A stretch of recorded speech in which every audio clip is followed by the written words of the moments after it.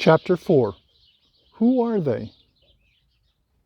Subsequently, after spending 3 days with Anastasia and observing how this strange young woman lives all by herself in the remote Siberian taiga, I began to understand a little something of her lifestyle and to be confronted by a number of questions regarding my own. One of them still haunts me to this day.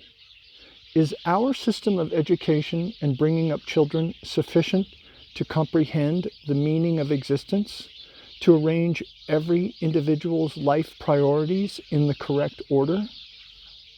Does it help or hinder our ability to make sense of man's essence and purpose? We have set up a vast educational system. It is on the basis of this system that we teach our children and each other in kindergarten, school, university, and postgraduate programs. It is this system that enables us to invent things, to fly into space. We structure our lives in accordance with it. Through its help, we strive to construct some happiness for ourselves. We strive to fathom the universe and the atom, along with all sorts of anomalous phenomena. We love to discuss and describe them at great length in sensational stories in both the popular press and scholarly publications. But there is one phenomena which for some reason we try with all our might to avoid, desperately try to avoid. One gets the impression that we are afraid to talk about it. We are afraid, I say, because it could so easily knock the wind out of our commonly accepted system of education and scientific deduction and make a mockery of the reality of our experience. And we try to pretend that such a phenomenon does not exist, but it does. And it will continue to exist however much we try to turn away from it or avoid it. Isn't it time to take a closer look at this and just maybe, through the collective effort of all our human minds together, find an answer to the following question? If you take all our great thinkers without exception, people who have formulated religious teachings, all sorts of teachings, which the vast majority of humanity are following, or at least endeavoring to follow, why is it that before formulating their teachings, they become recluses, went into solitude, in most cases to the forest, not to some super academy, mind you, but to the forest? Why did the Old Testament Moses go off into a mountaintop forest before returning and presenting to the world the wisdom set forth on his tablets of stone? Why did Jesus Christ go off away from his disciples into the desert, mountains, and forest? Why did a man named Siddhartha, who lived in India in the 6th century BC, spend 7 years alone in the forest? After which this recluse came out of the forest, back to humanity, complete with a set of teachings which even to this day, many centuries later, arouse a multitude of human minds. And people build huge temples and call these teachings Buddhism. But the man himself eventually came to be known as Buddha. And what about our own not so ancient forebears, now acknowledged as historical figures, men such as, and these are some Russian people I've never heard of, Serafim Sarovsky and Sergei Radonezhky? Why did they too go off to become recluses in the forest? And how were they able, after a short period of time there, to so fathom the depths of wisdom that the kings of this world made the long journey through uncharted wilderness to seek their advice?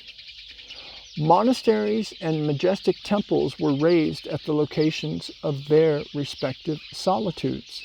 Thus, for example, the Trinity Sergeyev Monastery near Moscow today attracts thousands of visitors each year, and it all started from a single forest recluse. Why? Who or what enabled these people to obtain their wisdom? Who gave them knowledge? Who brought them closer to understanding the essence of life? How did they live? What did they do? What did they think about during their forest solitude? These questions confronted me some time after my conversations with Anastasia, after I had started reading everything that I could lay my hands on regarding recluses. But even today, I haven't found answers. Why has nothing been written about their solitude experiences? The answers, I think, must be sought through a collective effort.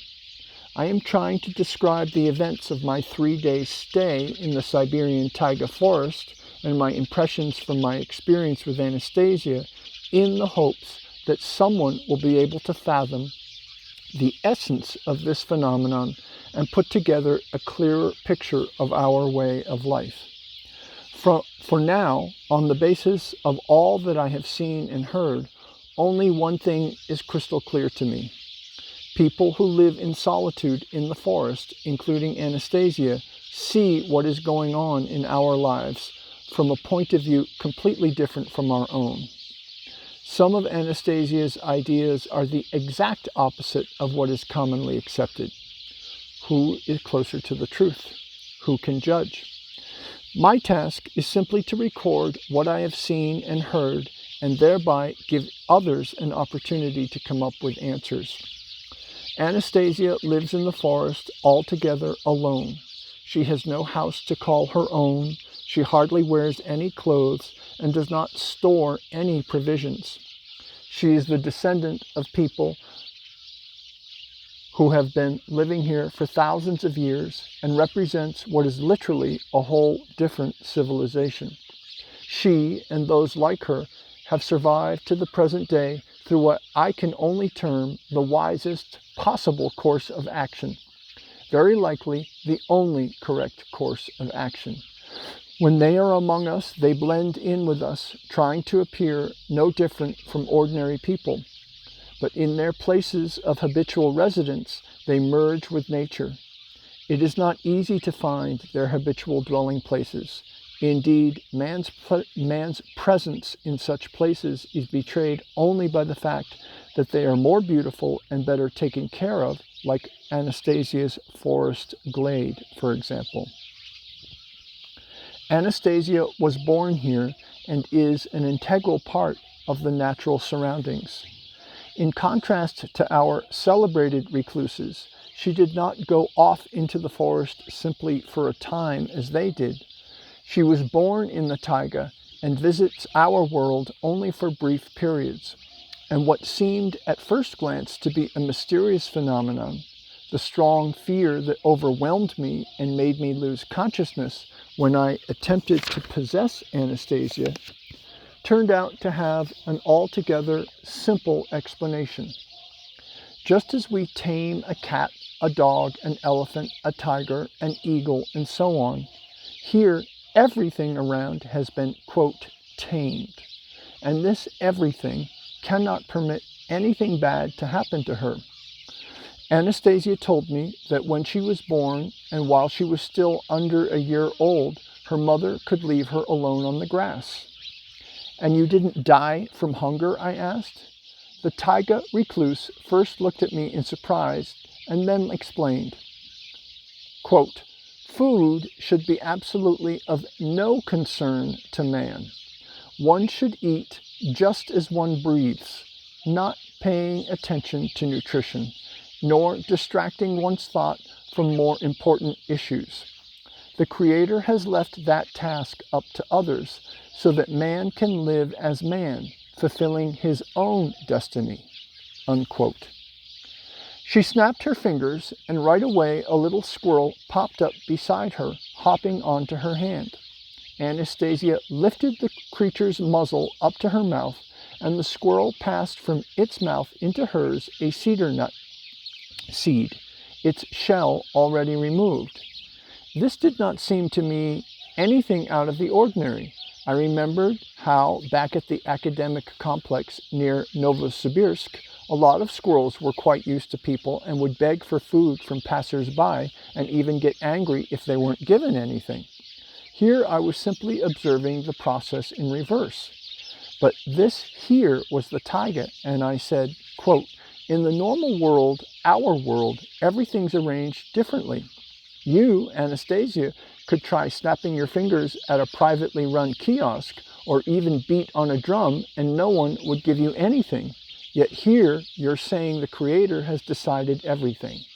Quote, who is to blame if man has decided to change the Creator's creative design? Whether it is for the better or for the worse, that's up for you to divine, Anastasia responded. This is the kind of dialogue I had with Anastasia on the question of human sustenance. Her position is simple. It is sinful to waste thought on things like food, and she does not think about it. But for us in our civilized world, as it happens, we are obliged to give it thought. We know from books, reports in the press, and TV programs of a multitude of examples of infants who have found themselves out in the wilds and ended up being fed by wolves. In this case, however, generations of people have made their permanent residence here, and their relationship to the animal kingdom is different from ours. I asked Anastasia, why aren't you cold when I am here in a warm jacket? Because, she replied, the bodies of people who wrap themselves in clothing and shelter themselves from the cold and heat more and more lose their ability to adapt to changes in their environment. In my case, this capacity of the human body has not been lost, and so I really have no need of any clothing.